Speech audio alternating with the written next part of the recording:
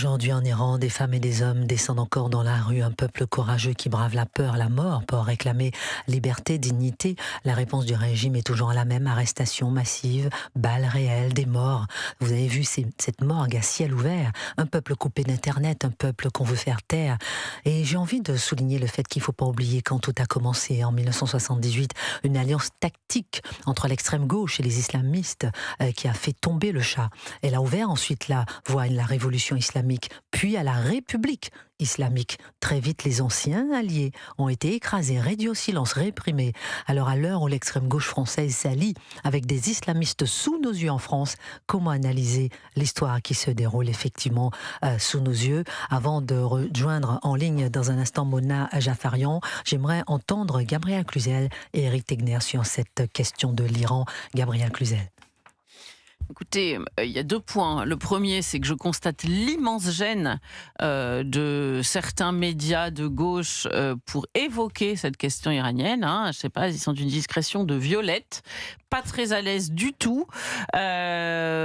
C'est très particulier pour eux, parce que pendant tout un temps, ils n'en ont pas parlé, puis après, ils ont dit oui, c'est une révolte sur le pouvoir d'achat. Je ne sais pas si on va jusqu'à mourir si ce n'était qu'une révolte sur le pouvoir d'achat. Voilà.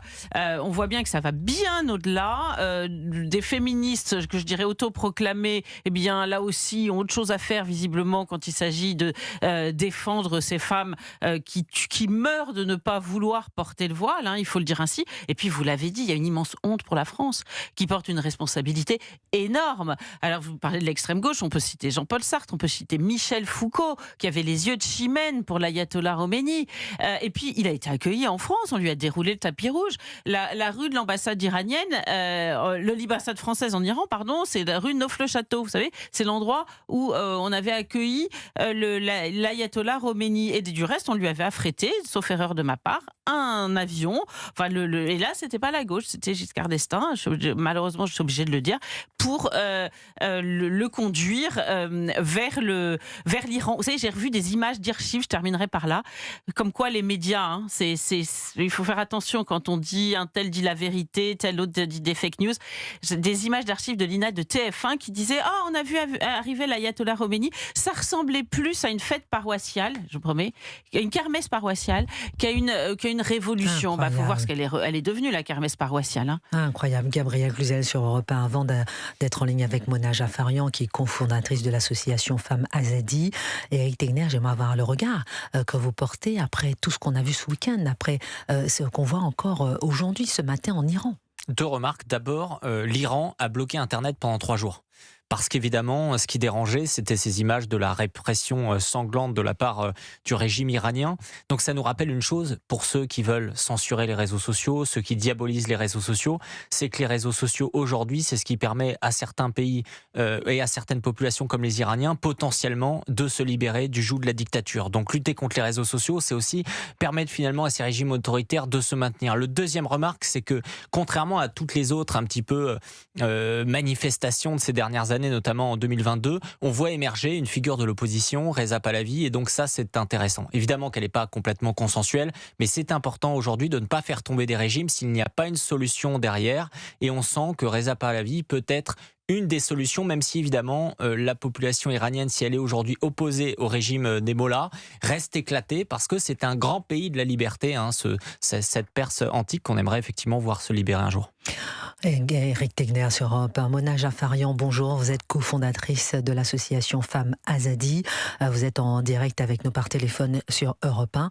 Quel regard portez-vous sur la répression violente, sanglante en Iran aujourd'hui ? Bonjour. On a toujours été habitué à ce que la République islamique réponde à toute contestation par une violence extrême.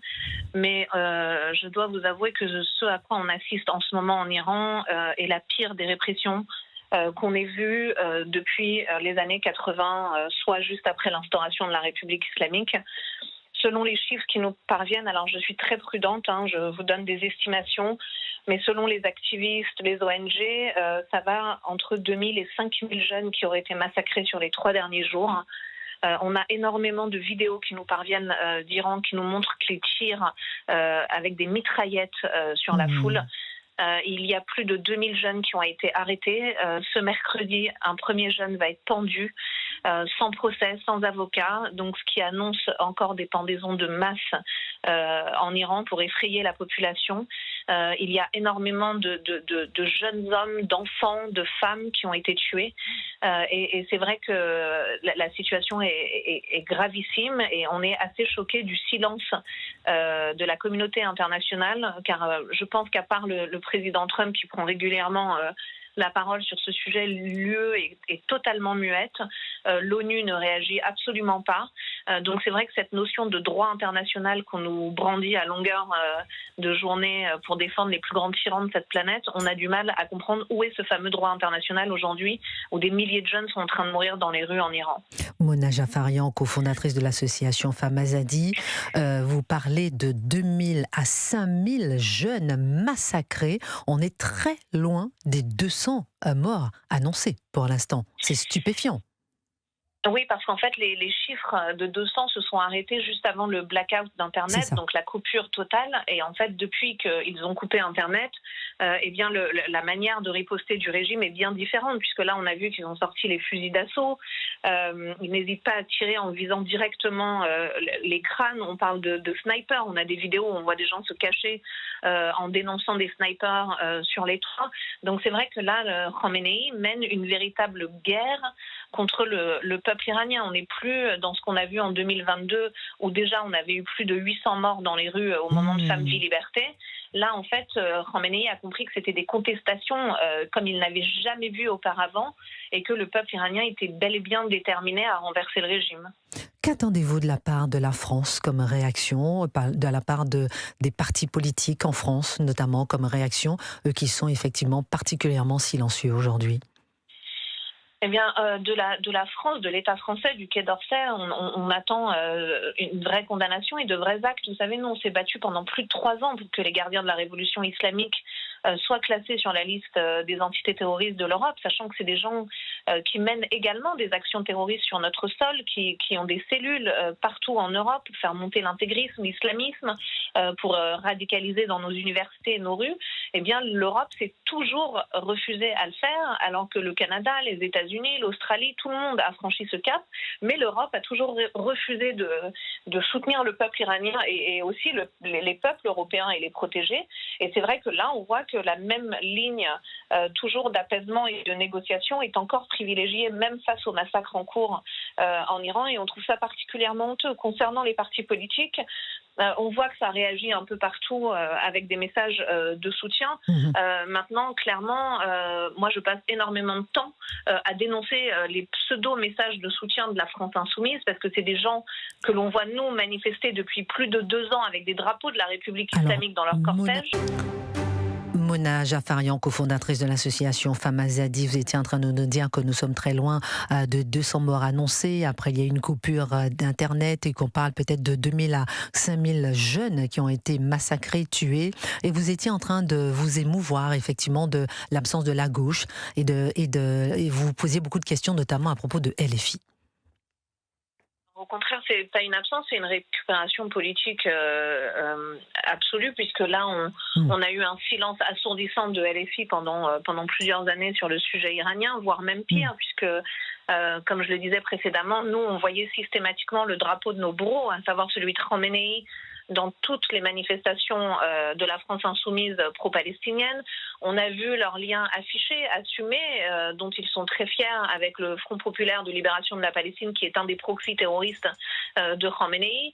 On a vu les photos de Thomas Portes se recueillir sur des tombes de terroristes. Donc, si vous voulez, aujourd'hui, nous, on a beaucoup de mal à accepter le fait que LFI s'autoproclame porte-parole du peuple iranien et fasse semblant de se préoccuper du sort de notre peuple, sachant qu'ils ont été les meilleurs alliés de cet axe terroriste de Khamenei depuis plus de 2 ans et demi dans les rues en France. Et d'ailleurs, vous savez, le traducteur personnel de Khamenei est chargé de traduire tous les discours de la France insoumise pour pouvoir les diffuser à l'intérieur du pays. Donc c'est pour vous dire à quel point la France insoumise est perçue comme un allié par le régime de Téhéran. Et donc quand on voit maintenant Manon Aubry, qui avait pourtant voté contre une résolution contre les gardiens de la révolution islamique au Parlement européen, se faire la porte-parole des femmes iraniennes, eh bien la pilule a du mal à passer. Par contre, la différence peut-être avec d'autres causes qu'instrumentalise la France insoumise, c'est que la diaspora iranienne est très laïque, très républicaine et très éveillée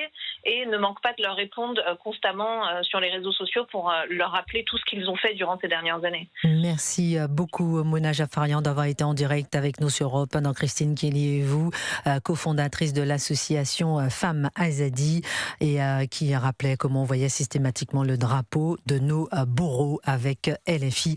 Merci infiniment. Avant de donner la parole à Gabriel Cluzel et à Éric Tegner sur la question, écoutez Laurent Tessier dans son édito dans la matinale d'Europe 1 ce matin sur le silence des personnalités de certains médias. Peu de personnalités en France s'expriment. Le présentateur télé Arthur a une nouvelle fois le courage de le faire avec ce message publié sur Instagram vendredi.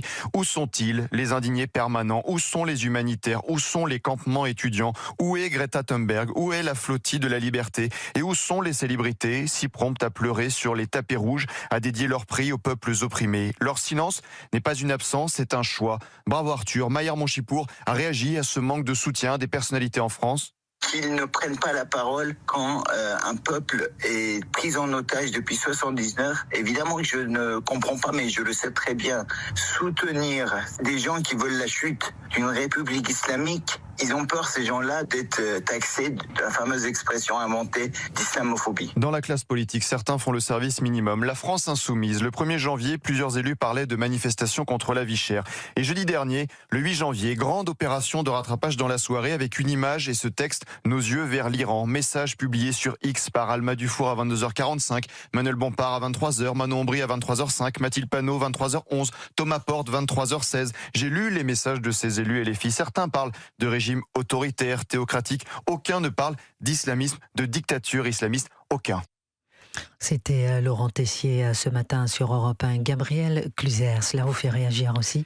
Oui, parce que de fait, j'ai fait le même constat et je crois que c'est Laurent Geoffrin. On ne peut pas dire que ce soit un grand Manitou de droite, n'est-ce pas? Mais qui a fait la remarque à Manon Aubry et qui lui a dit vous parlez toujours du régime théocratique. Théos, vous savez, comme c'est une religion, vaguement un dieu théocratique, donc, mais pas d'islamisme finalement, alors que République islamique, il y a le mot islamique. Et alors elle dit oui, c'est vrai, non, mais je pourrais aussi, bon, mais je veux pas stigmatiser. Donc là, les choses sont claires, elle l'a dit. Et donc en fait, on comprend bien que pour la France insoumise, c'est compliqué de dénoncer ici un islamisme donc en Iran qu'il cautionne là, c'est-à-dire en France, disons-le très clairement. Donc cette double partition est extrêmement gênante pour l'extrême gauche. Et puis ils ont cette filiation, pardon d'y revenir, mais moi j'aime bien qu'on dise la vérité. Vous voyez, il y a une traçabilité des idées de gauche. Ils n'ont jamais renié ni Jean-Paul Sartre, ni Foucault, ni aucun autre qui ont cautionné ce régime. Jean-Paul Sartre a toujours étudié à l'école, c'est toujours un grand philosophe, on l'a jamais déboulonné. Donc si vous voulez, ils sont les enfants de ces gens-là, c'est tout. Et alors on dit oui, ils ont fait preuve de naïveté, oui, ils ont été les idiots utiles. Le problème c'est qu'aujourd'hui encore, ils sont les idiots utiles, pas si idiots d'ailleurs parce qu'ils en profitent électoralement de cette cause sur notre sol. Et comme nous disait Mona Jafarian, on a beaucoup de mal à accepter que LFI s'autoproclame effectivement porte-parole. Mais quelle bande de faux culs, pardon. Je vous en prie. Non, mais beaucoup de personnes effectivement pensent comme vous et je pense que Igor et Michael qui sont en ligne avec nous, je vais avoir Igor dans un instant puis Michael, sont certainement de votre avis, ma chère Gabrielle Cluzel. Éric Tegner, avant d'avoir Igor. On parle quand même de 2500 personnes qui ont été arrêtées. On parle de plus de 200 morts. Certaines, même 10 000 arrestations, j'ai entendu. Il y a des chiffres incroyables. C'est immense. Et ils le font parce que la dernière fois qu'ils ont organisé une répression, ça a fonctionné.